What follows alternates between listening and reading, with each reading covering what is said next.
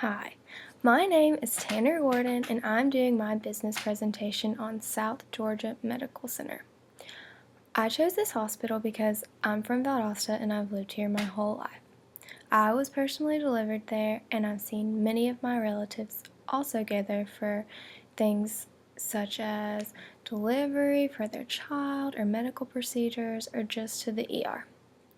It's such a friendly hospital, and the doctors are wonderful. I love knowing that myself or anyone close to me will be in good hands at this hospital. Once they are wheeled back into the OR, I'm fully at ease knowing I'll get to see them when they wake up. I would 100% trust South Georgia Medical Center for any medical procedure I might personally need. I'm a strong believer in supporting local businesses, and I think Valdosta is lucky to have this one-of-a-kind business in our own town. I think another reason why I love this hospital so much is because of what they believe in.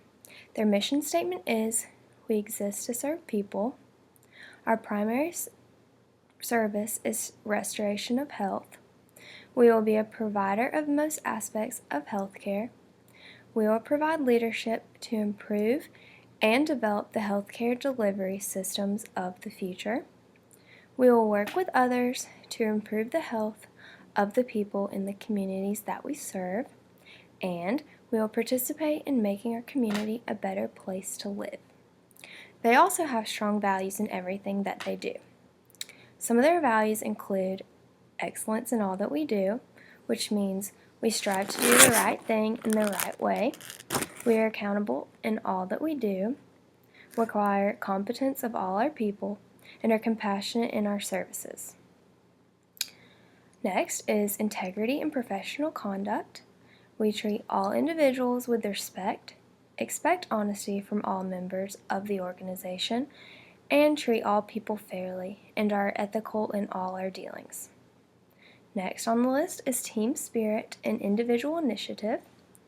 We encourage team effort, support personal development, acknowledge individual teams and further talents and skills, and support innovation and empowerment. Next is efficiency and effectiveness. We strive for accuracy, encourage process improvement, expect cost containment, and accept responsibility and accountability for our actions. Next is effective communication. We strive to communicate openly, accurately, and in a timely manner. They seek to understand information, respect and maintain confidentiality, and understand the value of information in decision making. Last but not least is accept our responsibility to our community. We support community institutions, participate in community services, give our time and energy to community projects, and care for all our people in our community. Pineview General Hospital opened on July 1st, 1955, as a 100-bed public health care facility serving the residents of Valdosta and surrounding communities. The hospital's construction was made possible by the Hill-Burton Hospital Construction Act. The act, which provided 2/3 of the construction cost for new public hospitals, was funded by Congress to help meet the country's growing healthcare needs following World War II. Pineview received additional construction funds from state and local governments. South Georgia Medical Center history is marked with change. The first medical facilities in Lowndes County were small infirmaries and converted homes called sanatoriums. However, the growing population of Lowndes County in the early 1900s called for a more stable place. It needed things such as permanent hospital facilities to meet the community's medical needs. In the 58 years since its founding, South Georgia Medical Center has grown from a small community hospital into a regional referral center serving approximately 350,000 residents in North Florida and South Georgia. Today, the hospital is recognized for many centers of excellence. Those centers include things such as spine care, stroke care, the Cancer Center, and the Dasher Memorial Heart Center. In 2013, the Georgia Alliance of Community Hospitals named South Georgia Medical Center the 2013 Large Hospital of the Year in Georgia. In the beginning, the hospital had 40 patient beds, an X-ray department, and a laboratory, also an emergency room. There was one operating room and one food service department. The staff consisted of 2 general practitioners and 12 nurses. The hospital started an in-service training school for nurses in 1916 with a dormitory residence for nurses behind the main hospital. In 1919, a 34-bed patient care annex was added to accommodate the growing practices of the doctors. In 1972, Lowndes County passed another bond issue to expand and modernize South Georgia Medical Center. The $2.3 million construction program was completed in 1975. The new areas included 8-bed medical intensive care unit, an 8-bed surgical intensive care unit, neonatal intensive care unit, 49-bed orthopedic neurosurgical unit, and the new laboratory. Also, the expansion of the emergency room, X-ray department, and modernization of several other areas of the center. The number of licensed beds increased to 288. South Georgia Medical Center has many specializing units that place us apart from our competitors. Many people from surrounding cities travel to see our specialists in fields such as our Cancer Center, Chest Pain Center, Dasher Memorial Heart Center, and the Women and Child Services Center. In early 1986, a cancer treatment center was opened on the east end of the hospital campus. A radiation oncologist was recruited, and radiation oncology became a mainstay of cancer treatment, along with surgery. Several years later, the center added medical oncology to offer all 3 cancer treatment modalities: radiation oncology, hematology/medical oncology, and surgery. Since its opening, the Perlman Cancer Center continues to serve a growing number of patients. The center's medical staff has grown to a total of 3, 1 radiation oncologist and 2 hematologists/medical oncologists. To serve increasing numbers of cancer patients, the Perlman Cancer Center was renovated to increase clinical square footage for radiation oncology in 2009. The infusion area and laboratory were expanded in late 2010.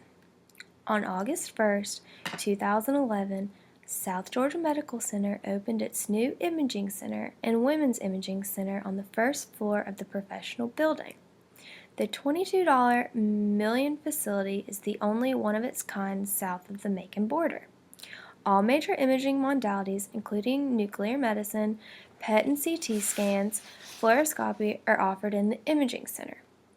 The all-digital Women's Imaging Center features a private entrance and state-of-the-art digital mammography, ultrasound, and bone density testing. South Georgia Medical Center also owns other businesses off the hospital grounds. The Langdale Hospital House opened its doors on June 3, 2007, for those who are in need of end-of-life care. Hospice is dedicated to keeping those with illnesses comfort during their last times. When there's no other medical help, that's where they go. The house has 15 private rooms with round-the-clock care for its patients. The Langdale Hospice House is the first of its kind in the community and provides a comfortable setting for families and patients alike. South Georgia Medical Center broke ground on the new surgery center and professional building in 2007. Also, that same year, emergency services moved into a new 40-bed ER. The ER is staffed and equipped to support South Georgia Medical Center's designation as a Joint Commission Certified Primary Stroke Center. South Georgia Medical Center's code STEMI program for heart attack patients is a model for emergency medical training. A dual helipad, which is located adjacent to the ER, allows the air transport of critical patients to and from South Georgia Medical Center. The year 2014 ended on a high note when South Georgia Medical Center was named the Large Hospital of the Year by the Georgia Alliance of Community Hospitals. South Georgia Medical Center is deeply rooted in the communities it serves and supports the economic viability of its campus locations. To better meet the needs of its nursing home residents in Lanier County, the Hospital Authority has approved an $11 million replacement facility for the 62-bed South Georgia Medical Center Lakeland Villa Center. Scheduled for completion in 2017, the new facility will enhance the nursing home residents' quality of life and offer additional safety and security features. Now, current-day South Georgia Medical Center offers 418 licensed beds and more than 300 affiliated physicians and 2,600 employees. South Georgia Medical Center, its campuses, and affiliates provide a broad range of high-quality healthcare services. South Georgia Medical Center is located in Valdosta, Georgia, and serves 380,000 residents across a 15-county service area. South Georgia Medical Center is fully accredited by the Joint Commission, the highest mark of quality in the healthcare field, and has earned additional recognition at the state and national level. South Georgia Medical Center was established to care for the sick and injured regardless of sex, race, creed, color, nationality, handicap, or disability. A self-supporting medical system, South Georgia Medical Center proudly provides care for the sick and injured with no local tax support. Because South Georgia Medical Center is publicly owned and operated, any earnings are reinvested back in the system's facilities and services. This also allows South Georgia Medical Center to fund valuable outreach and educational programs that benefit local students, seniors, the uninsured, and many others. South Georgia Medical Center is a member of the American Hospital Association, the Georgia Hospital Association, the Southwest Georgia Hospital District, the Mid-South Georgia Alliance of Community Hospitals. South Georgia Medical Center is licensed by the Georgia Department of Human Resources. South Georgia Medical Center has been approved by the Department of Health and Human Services for participation in the Medicare program, the State of Georgia Department of Human Resources for participation in Medicaid service, the State of Florida Department of Health and Rehabilitation Services for participation in Medicaid service. South Georgia Medical Center has a huge economic impact on the county. In 2012, South Georgia Medical Center and the South Georgia Medical Center Smith Northview campus generated more than $701 million in revenue for the local and state economy, according to a report founded by the Georgia Hospital Association. That's the state's largest hospital trade association. The report also found that during the same time period, South Georgia Medical Center provided approximately $30 million in uncompensated care while sustaining more than 5,400 full and part-time jobs throughout Valdosta and the rest of the state. Some of the problems that this hospital can face include things such as physician and nurse shortages, poor communication, unhealthy community, and desire for physician integration but very few employed physicians. All these problems could potentially hurt my company greatly if not dealt with correctly.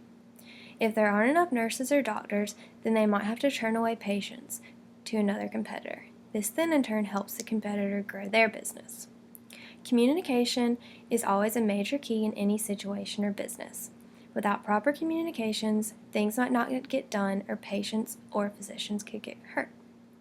A recent situation that I read about in a Valdosta Daily Times article covers a physician getting hurt while on hospital ground. He sued the hospital and won. He fell off a stool in the South Georgia Medical operating room in 2015 that resulted in an injury causing brain damage and epilepsy. He lost his license to practice medicine. He was awarded $10.1 million from his incident. He notified the hospital ahead of time about the faulty stool, and many others were aware of the stool also. This incident relates to Chapter 4 of the book. It talks about the government's role in U.S. healthcare. There are many laws to ensure safety for patients and employees. Laws such as OSHA, Occupational Safety and Health Administration, was established to govern workplace environments to ensure that employees have a safe and healthy environment. This is a very serious problem that can happen in any healthcare industry. Businesses need to make sure that their employees and patients will be safe at all times. There are rules and regulations that the government and safety organizations put in place that must be followed for the safety of everyone. My company can differentiate themselves from competitors by putting patients first always, treating your patients as family, and making them feel safe while putting their mind at ease.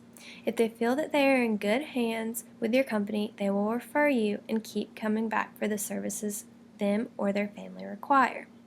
Also, with all the specializing units that South Georgia Medical Center offers, people from surrounding counties will reach out to us for their needs as well. There are many other ways to constantly improve hospitals, and yours is on top. Population health was one of the biggest ideas in healthcare this past year, and it will likely maintain or gain momentum in the next few years to come.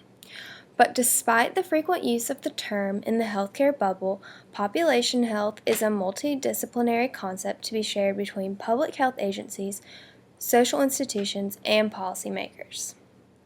Hospitals fit in there somewhere. Defining that role is one of the ongoing challenges they will face in 2017. Hospital demand for population health expertise overwhelms the supply. Nearly 60% of health systems and hospital CEOs ranked population health as the hardest skill set to find within the broader healthcare field, according to a 2014 American Hospital Association survey. Further, nearly half of executives polled identified community and population health management as a talent gap within their organizations. Some health systems are filling this gap by creating new C-suite positions. 10% of executives indicated their health system had a chief police health manager. To find success, health leaders may need to diminish their traditional reliance on programs and instead focus more on partnerships with community organizations and nonprofits as well.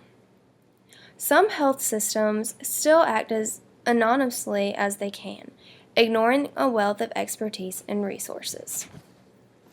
Healthcare providers must adhere to numerous complex regulations that set guidelines and expectations for quality, coding, reimbursement, and overall care delivery.